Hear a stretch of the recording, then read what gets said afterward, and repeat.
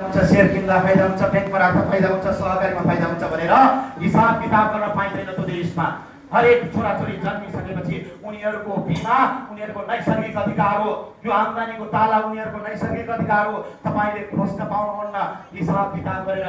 होला तपाईले आज त्यो छोराछोरीको लागि जुन आम्दानीले तपाईको छोराछोरी अहिले पढिरहेका छन् नि, बुझिरहेका छन् नि, त्यो आम्दानी उनीहरूको नैसर्गिक अधिकार हो। त्यो आम्दानी तपाईको मात्र होइन, ख्याल गर्नु होला। त्यो नैसर्गिक अधिकार तपाईँ हामीले जानेर नजानेर खोजिरहेका छौँ, ती हाम्रा छोराछोरीको नैसर्गिक अधिकार। मेरो आम्दानीले मेरो छोरो पढिरहेको छ, यो आम्दानी नियमित हुनुपर्छ भन्ने मेरो छोरोको नैसर्गिक अधिकार हो। तर त्यो म कसरी खोजिरहेको छु?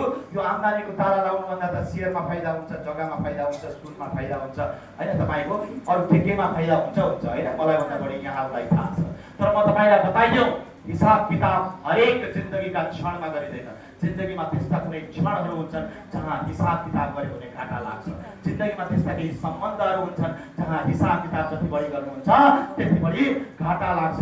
हो, यो छोराछोरीका लागि यो आम्दानीको ताला उनीहरूको यो आम्दानी, त्यो शिक्षाको बिमा उनीहरूको नैसर्गिक अधिकार हो। फुर्ती लाउन पाइँदैन, किनकि त्यही फुर्ती तपाईँ हाम्रा हजुरबा तपाईँ हामीभन्दा बढी लाउँथे।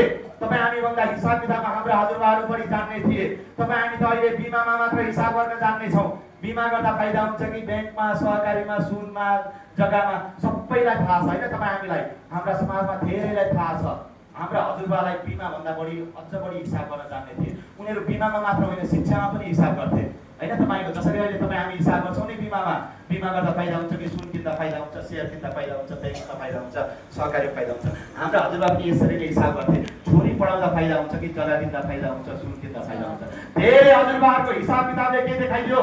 छोरी पढाउँदा फाइदा हुन्छ भनेर देखाइदियो कि जग्गा किन्दा फाइदा हुन्छ भनेर देखाइदियो, सुन किन्दा फाइदा हुन्छ भनेर देखाइदियो। धेरै हजुरबाहरूको हिसाब किताबमा छोरी पढाउनु भन्दा जग्गा किन्नु फाइदा हुन्छ, सुन किन्नु फाइदा हुन्छ भनेर देखाइदियो। हाम्रा धेरै दिदीबहिनी र आमाहरूले पढ्न पाएन। ख्याल गर्नुहोस्, त्यो भनेको हाम्रा हजुरबाहरू तपाईँ हामीभन्दा हिसाब किताबमा धेरै धेरै जान्ने थिए। हाम्रा हजुरबाहरू हिसाब गरे यसो छोरी पढाउनु भन्दा त जग्गा किन्नु फाइदा हुन्छ अनि सुनमा फाइदा हुन्छ।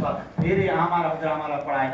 तर ख्याल गर्नुहोस्, ती हजुरबाहरूले सायद जिन्दगीमा 2 किलो सुन बढी जोडे होला, 2 तोला सुन बढी जोडेका थिए होला, 2 कट्ठा जग्गा बढी जोडेका थिए होला, कसैले 2 बिघा जग्गा बढी जोडेका थिए होला। तर मर्ने जामजेलसम्म उनीहरूले जिन्दगीमा घाटा चाहिँ बेहोर्नै पर्यो। किनकि हाम्रा ती आमा, हजुरआमा र दिदीबहिनीहरूले सोध्न छोडेनन् मलाई किन नपढाएको भनेर बुढाहरूलाई घाटमा जाउन्जेलसम्म। उत्तर थिएन। के तिनीहरूले गर्वका साथ भन्न सकेका थिए? तँलाई नपढाएर मैले 2 कट्ठा फाइदा गरेँ जिन्दगीमा, 2 किलो सुन बढी जोडे जिन्दगीमा भन्न सके? हो, यहीँनिर चुकेका छौँ। तपाईँ हामी पनि पछिल्लो पुस्तासँग यसरी नै ती हजुरबासँग जसरी शिक्षामा शिर झुकाएका थिए, हामी बिमामा शिर झुकाउने पुस्ताबाट अगाडि बढिरहेका छौँ।